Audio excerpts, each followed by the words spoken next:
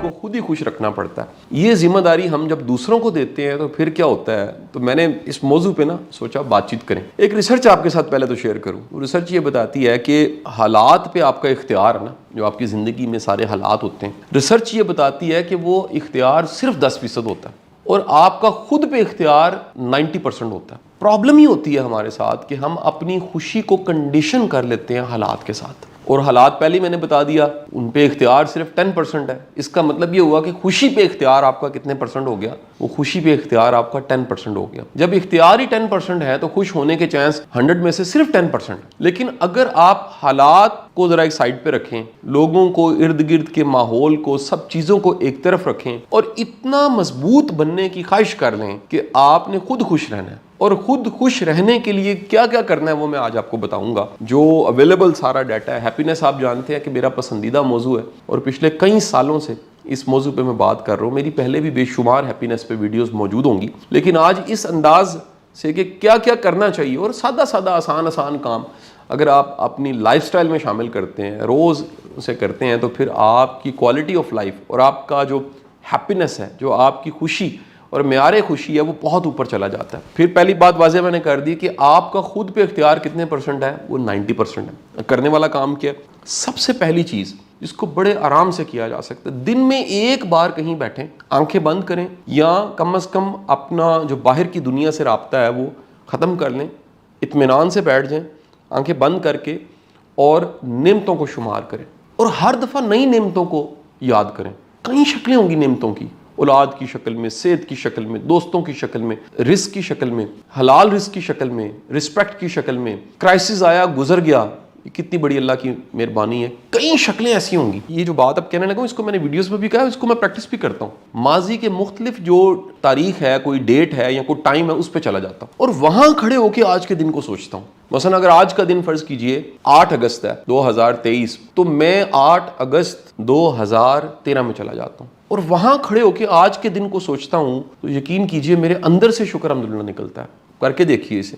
आप 8 अगस्त 20 साल पीछे जाइए और 2003 पे चले जाइए, आपके अंदर से शुक्र अल्हम्दुलिल्लाह निकलेगा। आप 8 अगस्त 1993 पे चले जाइए, 1993 पे, आपके अंदर से कलेजे से शुक्र अल्हम्दुलिल्लाह निकलेगा। यानी ये शुक्र है, नेमतों को शुमार करना और शुक्र की हालत में रहना, इससे खुशी बढ़ जाती है, इससे इत्मीनान कल्ब बढ़ता है। दूसरा काम जो है करने वाला, अपने काम से काम रखिए। हमारे इस समाज में जो बहुत ख़तरनाक एक रवैया और मिजाज बढ़ा है, वो ये है कि हम टो लगाते रहते हैं, हम अपनी नोज़ को डिप करते रहते हैं, हमारी आंखें ऐसे करके निकलती हैं और वो हर वक्त ढूंढ रही होती हैं दूसरों की खामियों को, कमियों को, कोताहियों को, कमज़ोरियों को। खैर को नहीं ढूंढते, अच्छा होने को नहीं ढूंढते, किसी में अच्छा क्या है वो नहीं ढूंढते और दूसरों की टो लगाते रहते हैं। मुझे एक वो लतीफ़ा याद आ गया कि एक साहब थे, वो अरब्स में गए और देखा कि एक साहब थे, उनके जो दोस्त अरबी थे, वो बार बार कावा पीते थे। ये बड़े हैरान हुए कि दिन में 8-10 कप जो है वो कावा पी जाते हैं। तो वो अरबी से उन्होंने पूछा कि आप इतना कावा पीते हैं, इसकी क्या वजह? उन्होंने, उस अरबी ने फौरी तौर पे जवाब दिया कि आपको पता है, जो मेरे दादा थे उनकी उम्र जब वो फोत हुए तो 105 साल थी। तो इन साहब ने कहा कि क्या वो भी कावा पीते थे? उन्होंने कहा जी नहीं, वो अपने काम से काम रखते थे। तो हम, ये जो पूरी नेशन की हमारी एक आदत है टो लगाने की, ऐसी इंफॉर्मेशन इकट्ठी करना जो गैर ज़रूरी है। आप चंद दिन पहले कोई बात कर रहा था कि पूरी कौम सियासी तबसरे करने की एक्सपर्ट हो गई है। सबसे ज़्यादा जो व्यूड है ना इस वक्त यूट्यूब पे, जो टॉप ट्रेंड्स हैं वो सियासी तबसरे और सियासी हालात हैं। कोई खुद इनपुट नहीं दे सकता। यानी बेबसी का आलम यह है कि आपसे अगर ये पूछा जाए कि आपको क्या करना है, आपकी असाइनमेंट क्या है, इसका जवाब नहीं होगा। मैं चंद दिन पहले एक फोरम पे था, फैसलाबाद चैम्बर ऑफ कॉमर्स में कंडक्ट कर रहा था उस फोरम को, और वहाँ पर चैम्बर्स के प्रेसिडेंट्स भी थे और एकेडमिशियंस भी थे और बड़े बड़े काबिल लोग मौजूद थे। तो मेरा सवाल ये था कि एक फ़र्द वाहिद क्या करे इस मुल्क की बेहतरी के लिए। यकीन करें मुझे कोई संजीदा जवाब नहीं मिला ऑडियंस से भी और अपने पैनलिस्ट से भी। ये जवाब अगर आपसे भी पूछा जाए कि आपको क्या करना है इस मुल्क की बेहतरी के लिए, तो शायद ये इस सवाल के जवाब को हमने सोचा ही नहीं, संजीदा ही नहीं लिया। लेकिन हमें यह पता है कि दूसरे को क्या करना है। तो ये टो लगाना, इसको छोड़ दीजिए, कोशिश कीजिए अपने काम से काम रखिए। जितना ज्यादा फोकस रहेंगे अपने काम पे, आप खुश रहेंगे। फिर करने का काम क्या है? करने का सादा सा काम ये है कि दिन में किसी एक शख्स की मदद ज़रूर कीजिए। जो खुशी मदद देने से, आसानी पैदा करने से मिलती है, वो कहीं और से नहीं मिल सकती। यानी कि हेल्प करने में, आसानी पैदा करने में और किसी के दुख को दूर करने में जो खुशी छुपी हुई है, मैं आपको बताऊं उसका कोई निमुल बदल नहीं है। खुशी की भी किस्में हैं। ये बड़ी एक एलीट खुशी है कि जब आप किसी की मदद करते हैं, और ये देखिए आपके इख्तियार में है, इसमें किसी का कोई इख्तियार नहीं। जो आप कर सकते हैं, थोड़ी मदद कर सकते हैं, ज़्यादा मदद कर सकते हैं, जो कर सकते हैं वो ज़रूर करें। जब आप करेंगे तो नतीजे में क्या होगा, आपको जो खुशी मिलेगी उसका कोई और निमुल बदल नहीं होगा। फिर क्या करें जी, वुजू की हालत में रहें, पाक साफ रहें। देखा गया है कि जो लोग वुजू की हालत में रहते हैं वो उदास नहीं होते। पाक साफ शख्स जो है, नीट एंड क्लीन, आधा ईमान भी कहा गया सफाई सुथराई को, वो ज़्यादा इत्मीनान में रहता है, उसमें कशिश भी ज़्यादा होती है, वो अट्रैक्टिव भी ज़्यादा होता है, मजबूत भी ज़्यादा होता है, उसकी विल पावर भी ज़्यादा मजबूत होती है। तो आप वुजू की हालत में रहें।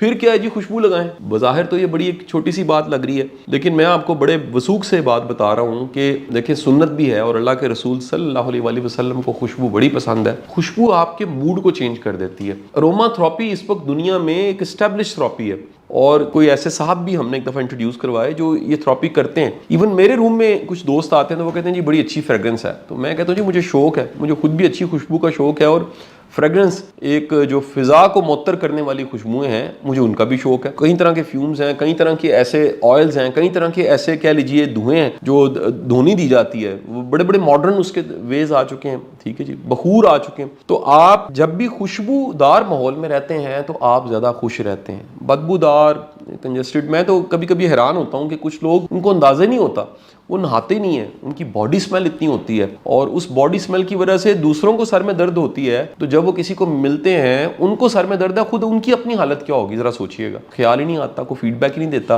कभी ये सोचने पे वो मजबूर नहीं होते कि ये हमारी नाखुशी और डिप्रेस रहने की वजह यह है कि हम साफ सुथरे नहीं रहते और खुशबू नहीं लगाते। फिर क्या करें जी, कहा जाता है, रिसर्च ये कहती है कि वाटर इनटेक बढ़ाएं। अगर पानी आप ज़्यादा पीते हैं, आपकी बॉडी में जो टॉक्सिक्स हैं वो निकलते हैं, तो आप ज़्यादा कंफर्टेबल रहते हैं। फिर क्या है जी, कोई दिन मनाएं, नो कंप्लेन डे, कि आज मैंने कोई कंप्लेन नहीं करनी।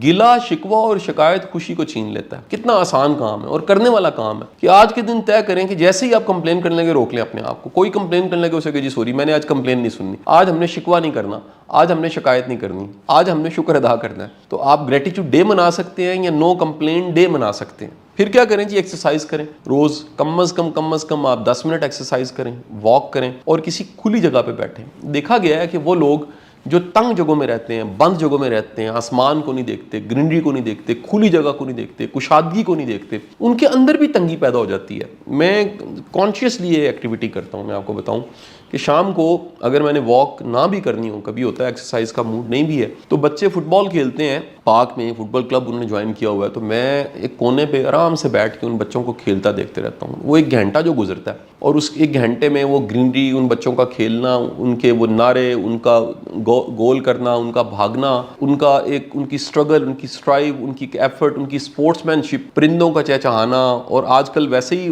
मानसून चल रहा है, बादल, तो यकीन कीजिए आप तरोताज़ा होके, फ्रेश होके तो घर वापस आ जाते हैं। और बिलखसूस जब आप सोशल होते हैं, ये बड़ी इंपॉर्टेंट चीज़ है, आप लोगों से मिलते हैं, आप सलाम में पहल करते हैं, मुस्कुरा के मिलते हैं, आप अनजान लोगों को भी सलाम करते हैं, जी अस्सलाम वालेकुम, आप कैसे हैं। आप किसी जगह पे अगर जाना शुरू हो गए हैं तो 10 दिन के बाद अगर वहाँ पर आपका कोई जानने वाला नहीं बना तो भाई लिख लें, आप शदीद इंट्रोवर्ट हैं। और मैं फिर कहूँगा कि थोड़ा सा अपनी ज़हनी सेहत को ज़रूर देखें, क्योंकि नॉर्मल सेहतमंद इंसान जो है वो सोशल होता है, वो मिलता है, वो सलाम दुआ करता है, वो हेलो हाय करता है, वो खैर खरीत मालूम करता है, वो हाल अहवाल पूछता है। वो गैर ज़रूरी नहीं पूछता, लेकिन उतना ज़रूर वो ताल्लुक और राब्ता बना लेता है उस माहौल में, उस जगह से जहाँ पर वो जाता है। तो सोशल लोग ज़्यादा खुश होते हैं। इंट्रोवर्ट, घुटे हुए, अकेले, तन्हा लोग जो हैं वो खुश नहीं होते। फिर जनाबे वाला सदका दे। सदका जो है वो इवन के मुस्कुराहट को भी सदका कहा गया है। सोचा कभी आपने क्यों कहा गया? उसकी वजह यह है कि जब आप मुस्कुराते हैं तो कोई मुस्कुराता है, और ये मुस्कुराहट तंज की मुस्कुराहट नहीं है।